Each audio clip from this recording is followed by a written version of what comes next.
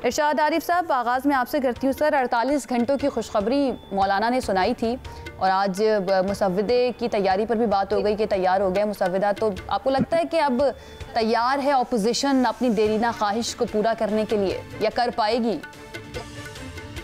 बज़ाहिर तो लगता है ऐसा ही है कि अदम इत्माद की तहरीक पेश होगी, और अगर मुक़्तदर क़ुव्वत या इस्टेब्लिशमेंट या नवाज शरीफ साहब और उनके साथी जिनको खिलाई मखलूक कहते थे उनके आशीर्वाद हासिल है तो ये कामयाब भी हो जाएगी।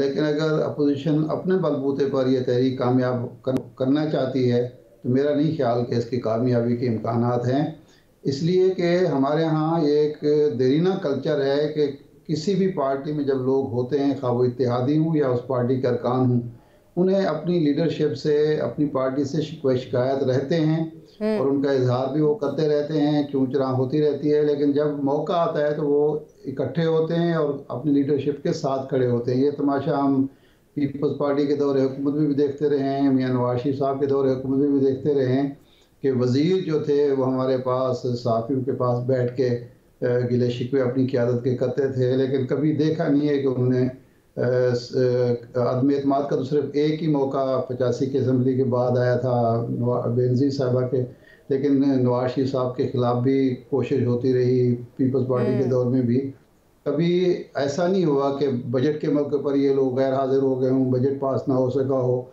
या कानून साजी के मौके पर इन्होंने जुर्रत की हो। सिर्फ एक मौका ऐसा है जब शरीयत बिल जनाब नवाज शरीफ साहब लाए थे तो खुर्शीद कसूरी साहब वाहिद रुकन थे जिन्होंने उसकी बरमला मुखालफत की थी और कहा था कि जब नवाज शरीफ साहब ने कहा कि जी पार्लिमानी पार्टी का इजलास हो रहा था, उन्होंने कहा कि जी आपको अगर इख्तलाफ है तो आप इस्तीफ़ा दे दें, तो उन्होंने उसी वक्त लिख के दे दिया था कि ले जी मेरा इस्तीफ़ा, अगर इससे आप राज़ी होते हैं, लेकिन ये कानून पास नहीं होना चाहिए। वो खैर कानून पास नहीं हुआ था।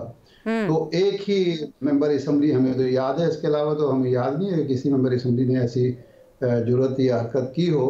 अब इरशाद साहब, कता कलामी की माजरत, अब जो फिर अपोजिशन दावा कर रही है कि तकरीबन 40 के करीब हुकूमत के लोग हमारे साथ राब्ते में हैं, तो आपको लगता है कि ऐसा कुछ हो सकता है कि वो लोग बगावत कर दें हुकूमत के खिलाफ ही, अपनी हुकूमत के खिलाफ?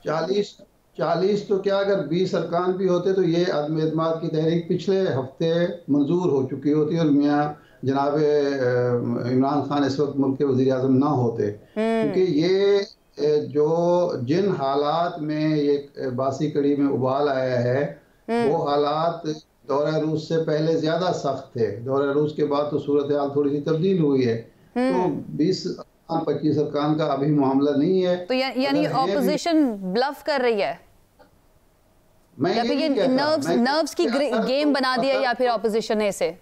अगर तो फैसला साज कुव्वतें यहाँ हैं, उन्होंने इमरान खान से छुटकारा पाने का फैसला कर लिया है, तो फिर ये तहरीक कामयाब हो जाएगी। और देर भी शायद इसीलिए हो रही थी, अगर नहीं है तो बार देखें। वैसे तो दावे जो थे वो तो जब मौलाना फजल रहमान साहब अपना लॉन्ग मार्च लेकर इस्लामाबाद आए थे उस वक्त भी दावे हुए थे, बड़े बड़े लोगों ने दावे किए थे कि फलां तारीख आखिरी तारीख है, फलां दिन इमरान खान साहब का इस्तीफ़ा ले लिया जाएगा और असम्बलियाँ टूट जाएंगी और नए इलेक्शन होंगे, ये होंगे, लेकिन कुछ नहीं हुआ था। उससे हासिल ये हुआ था कि मियाँ नवाज शरीफ साहब को बाहर जाने का मौका मिल गया था। अब ये ना हो कि ये सारी तहरीक वहरीक के बाद पता चले कि कोई मुल्क से बाहर चला गया है या मुल्क के अंदर किसी को कोई राहत मिल गई है, ये ना हो, नतीजा ये ना निकले। सही है। मुबशिर ज़ैदी साहब, इन चंद दिनों में हम देख रहे हैं कि क़ाफ लीग की अहमियत जो है वो बहुत ज़्यादा बढ़ चुकी है। ऑपोजिशन हो या हुकूमत हो, दोनों की जानिब से कोशिश की जा रही है कि कोई पेशकश जो है वो की जाए क़ाफ लीग को, ताकि वो आके उनके साथ मिल जाए। लेकिन आज परवेज़ इलाही साहब ने एक बयान दिया और बड़ी मानी खेज सी मुस्कुराहट भी उनके चेहरे पर थी। वो क्या बयान था, ज़रा सुन लेते हैं, उसके बाद मैं आके आपसे इस पर सवाल करती हूँ। एडी बड़ी हांडी चढ़ी है, वो घबराए तो नहीं है जी। मुबशिर ज़ैदी साहब वो कह रहे हैं कि हांडी चढ़ी है, इस हांडी से कुछ ना कुछ तो निकलेगा, और साथ ही ये भी कहा कि वज़ीर आज़म घबराए हुए तो नहीं है। क्या समझे सर, हम ये तो जानते हैं कि चौधरी बिरादरान की सियासत बड़ी मीनिंगफुल होती है, कोई भी बात ऐसे ही नहीं कहते वो, तो ये दोनों तरफ ही नज़र आ रहा है कि ये हांडी चढ़ी हुई है तो कुछ ना कुछ तो निकलेगा, फिर दूसरी तरफ ये कि वज़ीर आज़म घबराए हुए तो नहीं है।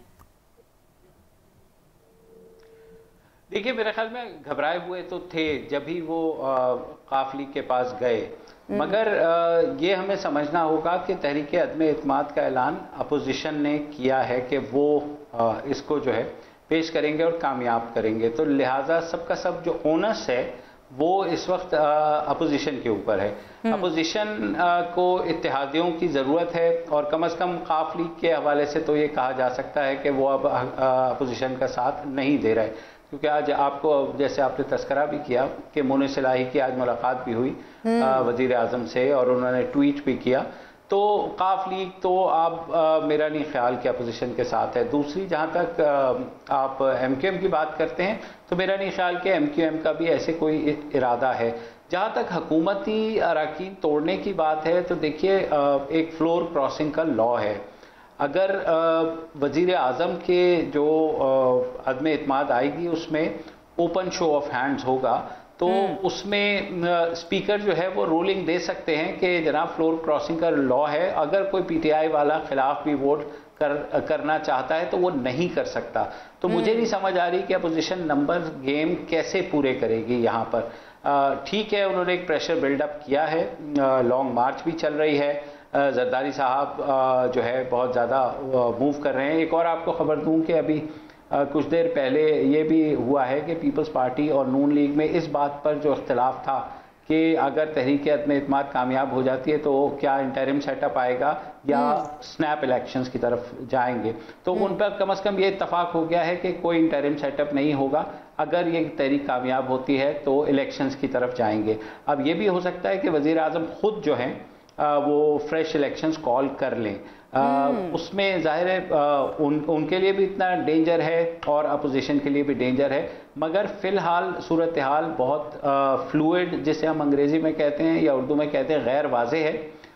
तो लिहाजा ओनस अभी भी अपोजिशन के ऊपर है, और मुझे नहीं लगता कि अपोजिशन जो है इस वक्त जो वो दावे कर रही है उस पर अमली जामा भी पहना सकती है। दूसरी बात यह है, अब खबर ये आ रही है कि शायद वज़ीर आज़म से पहले तहरीक अदम इत्माद जो है वो स्पीकर के खिलाफ पेश कर दी जाए, तो ये भी बातें सारी चल रही हैं। तो अगर स्पीकर के खिलाफ पेश करते हैं, वहाँ सीक्रेट बैलेटिंग होगी, तो हो सकता है कि वहाँ पर जो है अपोजिशन चाहे कि पहले स्पीकर को वो आउट करें और उसके बाद ये 48 घंटों का ऐलान फिर स्पीकर के खिलाफ तहरीक अदम इत्माद के लिए तो नहीं किया मौलाना ने? जी, मैं वही कह रहा हूँ कि may be that could be one possibility, क्योंकि अपोजिशन जो है वो इस वक्त बिल्कुल खामोश है इस मामले के ऊपर। जो अभी भी मौलाना फजलुर रहमान और आसिफ जरदारी साहब की मुलाकात चल रही है, वहाँ पर भी मीडिया को कह दिया गया है कि आप आने की जहमत ना करें, वहाँ ना कोई प्रेस टॉक होगी और ना ही कोई एलामिया जारी होगा। तो सब जो कार्ड्स हैं हर कोई अपने सीने से लगा के घूम रहा है, लेकिन फिलहाल जो नज़र आ रहा है वो यही है कि अपोजिशन के पास अभी भी मतलूबा जो तादाद है वो उनको मैसर नहीं है कि वो कम से कम वज़ीर आज़म के खिलाफ जो है वो तहरीक एतमाद कामयाब करा सकें। सही। अब अमीर अब्बास, ये जो परवेज़ इलाही साहब ने बात की है कि इंतज़ार करते हैं और इतनी बड़ी हांडी चढ़ी है, कुछ ना कुछ तो निकलेगा, आपको कुछ निकलता हुआ नज़र आ रहा है इस हांडी से? देखिए, ऑपोजिशन को PDM को जिन पर तकिया था वही पत्ते हवा देने लगे। उनको सबसे पहले उम्मीद थी कि वो PMLQ और MQM दोनों को इमरान खान साहब से तोड़कर अपने साथ मिलाएं, जो सब फैसला हो सकता था। यानी इमरान खान की पार्टी में से 20-25 लोगों को इनफरादी तौर पर तोड़ना बहुत मुश्किल भी है, उसके लिए बहुत बड़ी कीमत भी अदा करनी पड़ेगी। और MQM और PMLQ को तोड़ना निस्बतन आसान हो सकता था, जो कि अभी तक मज़ाहिरन वो कामयाब नहीं हो सके। PMLQ तो आज मोनिस इलाही साहब ने बिल्कुल वाज़े कर दिया कि हम साथ हैं, प्राइम मिनिस्टर के उनकी मुलाकात हुई है। चौधरी साहब ने जो स्टेटमेंट दी है, मैं उसको बहुत ज़्यादा कोई ड्यूबियस या ख़तरनाक स्टेटमेंट नहीं समझता। हाँ, एक सरप्राइज, एक तजस्सुस ज़रूर बरकरार रखना चाहेगी PMLQ, क्योंकि आप देख सकते हैं कि पिछले कोई 2-3 हफ्ते से काफ लीग मेन स्ट्रीम पॉलिटिक्स में फिर से बहुत हाईलाइट हो गई है। तो वो चाहते हैं कि वो अपनी से जो है सियासत के अंदर उसको बरकरार रखे और वो ज़ेर बहस आते रहें। MQM ने जो फैसला करना था, MQM इस बात की मुंतज़िर थी कि हमसे पहले PMLQ फैसला करे। यानी अगर PMLQ फैसला कर ले बिल्कुल वाज़े तौर पे कि हम इमरान खान साहब के इत्तेहाद से जुदा हो रहे हैं, तो फिर MQM भी वही फैसला करेगी।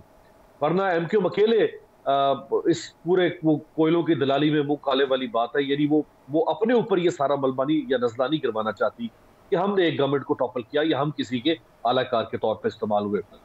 हाँ, हमारे साथ कोई और भी होगा तो फिर चले, मिली जुली कैफियत होगी, उसमें हम भी निकल जाएंगे और वो भी निकल जाएंगे। तो इत्तेहादी तो ये काम करते हुए अब नजर नहीं आ रहे जो आज के दिन तक की सूरत हाल है। अब इमरान खान साहब के जो अपनी पार्टी के लोग हैं उनके ऊपर ऑपोजिशन का सारा इन्हिसार है कि उनके जरिए से वो ये अपना काम किसी तरह से करके दिखा सके। तो अब 20 या 24 लोगों का जो दावा ऑपोजिशन कर रही है कि हमने इमरान खान साहब की पार्टी के तोड़ लिए हैं, जिसकी बुनियाद पे कल 48 घंटे की बात की गई थी, तो उस 48 घंटे में से 24 घंटे तो गुजर गए। लेकिन अब अगर कोई ये कहे आयशा कि वो जो 24 लोग हैं या 25 लोग हैं वो इमरान खान को छोड़ के पीडीएम के साथ जाते हैं किसी उसूली मौक़िफ़ की बुनियाद पर,